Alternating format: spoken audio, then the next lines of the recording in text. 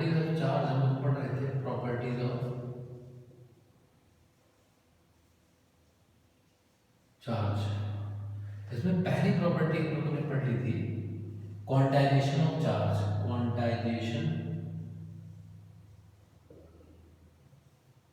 Of charge, इसका मतलब सिर्फ ये है कि कोई भी चार्ज जो है ना, वो एक इलेक्ट्रॉनिक जो चार्ज होता है उसके इंटीग्रल मल्टीपल में, ये मैंने आपको बता दिया था, ये पहला फैक्ट हो गया था। दूसरा है conservation of charge.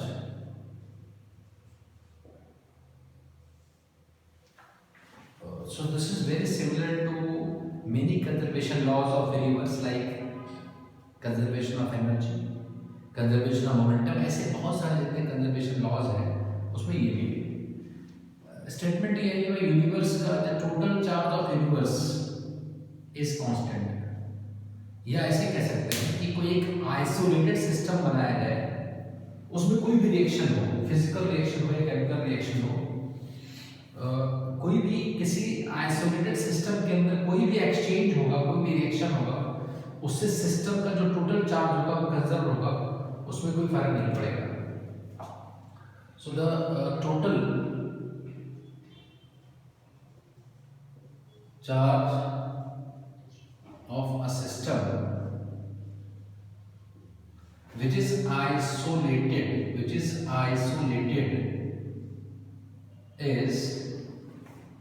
always conserved। Conservation of charge conserve रहेगा। जैसे कि अगर एक इलेक्ट्रॉन है, इलेक्ट्रॉन अपने जैसे एक एंटी पार्टिकल से अगर ये कोलाइड करता है तो गामा रेडिएशंस निकालता है, गामा रेडिएशंस निकालता है। तो इस इक्वेशन के ये जो भी इवेंट हुआ, इसके राइट हैंड साइड में, इसके लेफ्ट हैंड साइड में नेट चार्ज 0 है, यहाँ पर नेट चार्ज क्या है, नेट चार्ज इज 0, और ये भी रेडिएशन है तो यहाँ पर भी नेट चार्ज क्या होगा, 0 होगा। एक एग्जाम्पल है तो ये प्रूव करता है कि चार्ज किसी भी सिस्टम में कंजर्व होता है। इसमें आप देख सकते हैं कंजर्व है, और इस जो ये इवेंट हुआ इसको पेयर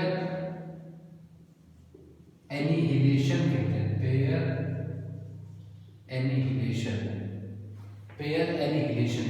एनिहिलेशन की हिंदी होती है फना हो जाना। फना एक मूवी आई थी ना, तो जैसे फना हो जाना मतलब अपना जो आइडेंटिटी है वो खत्म कर देते हैं और किसी दूसरी फॉर्म में कन्वर्ट हो जाते हैं। ये एक बेहतर एग्जांपल है मास एनर्जी इक्विवेलेंस का भी। इसके लेफ्ट हैंड साइड में मास था और सब कन्वर्ट हो गए, इसमें एनर्जी में कन्वर्ट हो गए। ये मास है और ये सिर्फ एनर्जी है। तो mass is not conserved, but you can see in this equation charge is conserved. So this is another property of charge. And the next is that charge is invariant. Charge is invariant. इसका मतलब क्या होता है? तो variant का मतलब होता है कि कोई भी फिजिकल क्वांटिटी जो स्पीड का फंक्शन है। ये क्या मतलब है? स्पीड का फंक्शन होने का मतलब है कि अगर कोई चीज रेस्ट में हो, if an object is at rest, तो जो भी उसकी क्वांटिटी है वो उसके मूव करने से चेंज हो जाए। जैसे कि मास, अगर कोई ऑब्जेक्ट रेस्ट में है तो उसका मास जो होता है उसको रेस्ट मास कहते हैं, और जब वो मूव करता है तो वैसे तो कॉमनली ये यूजुअल फिनोमेना नहीं है जिसको हम देख पाए, लेकिन ऐसे हम कह सकते हैं जब भी वो मूव करेगा तो मूव करने पर उसका मास बढ़ जाता है। और आइंस्टाइन ने इसे इक्वेशन दिया है m is equal to m0 divided by 1 minus v square by c square। तो जो मास है ना, ये स्पीड का फंक्शन हुआ, इसलिए मास को वेरिएंट कहते हैं। वेरिएंट है। ऐसे ही जो लेंथ है ना, किसी रॉड की अगर लेंथ है if that rod is at rest, let's say its length is L naught, अगर वो मूव करने लगेगी, if the rod starts moving with some speed, let's v, speed is v, then length of the rod becomes L naught under root 1 minus v square by c square.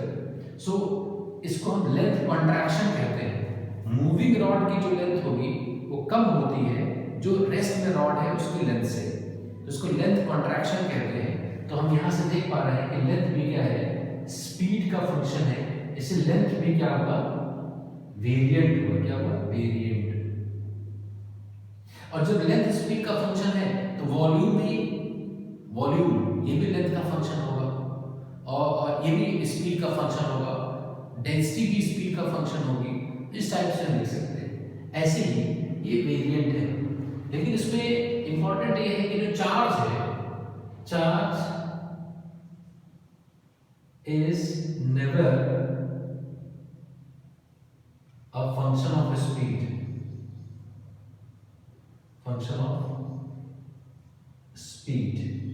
तो ऐसी quantity जो speed का function ना हो उनको invariant कह सकते हैं। that is why we say that charge is invariant,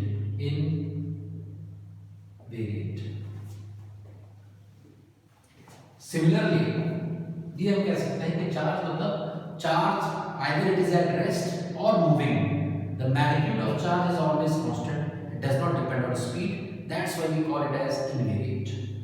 next property is charge is associated with mass। अब चार्ज है क्या, चार्ज इलेक्ट्रॉन ही है ना, इलेक्ट्रॉन का जो ट्रांसफर होता है इसलिए चार्ज हम एक्वायर करते हैं, लूज करते हैं। So charge is nothing but it is the assembly of electrons. जब भी इलेक्ट्रॉन कहीं एक्सेस में होगा, ट्रांसफर होगा, तो अपने साथ मास कैरी करेगा, इसलिए हम कहते हैं कि charge is associated with mass. जैसे कि मान लो कोई न्यूट्रल बॉडी है, न्यूट्रल बॉडी है, अगर ये चार्ज हो जाए, अगर ये पॉजिटिवली चार्ज हो जाए, क्या पॉजिटिवली चार्ज हो जाती है, तो न्यूट्रल बॉडी अगर पॉजिटिवली चार्ज हो गई तो इसका मास बढ़ेगा घटेगा, इसका मास क्या होगा, अगर पॉजिटिव चार्ज होने जाने का मतलब है कि इसके सरफेस से कुछ इलेक्ट्रॉन्स चले गए, इलेक्ट्रॉन को लूज कर दिया इसने, तो इलेक्ट्रॉन को लूज करेगा तो इलेक्ट्रॉन अपने साथ मास जो होता है ना इलेक्ट्रॉन का कितना होता है 9.1 इंटू 10⁻31 किलोग्राम, इतना मास ये लेकर के चले जाएंगे। तो अब ये क्या हो गया, पॉजिटिव चार्ज होने के बाद इसका मास क्या होगा, न्यूट्रल बॉडी से इलेक्ट्रॉन चले गए हैं तो mass is reduced, mass is reduced. तो ये बेसिक प्रॉपर्टीज है।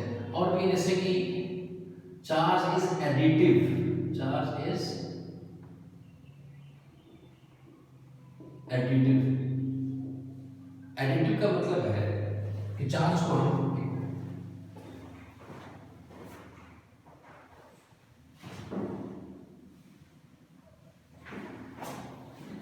चार्ज एडिटिव का मतलब है कि चार्ज को जोड़ सकते हैं। जैसे कि मान लो Q1 चार्ज है +5 इलेक्ट्रॉनिक चार्ज और Q2 चार्ज है -7 इलेक्ट्रॉन, तो टोटल चार्ज कितना होगा, सिंपली ऐड कर दो Q1 + Q2 that is -2e with negative sign add कर सकते हैं। तो these are some basic properties of charge, इसको हम आगे और एलैबोरेट करेंगे। Thank you.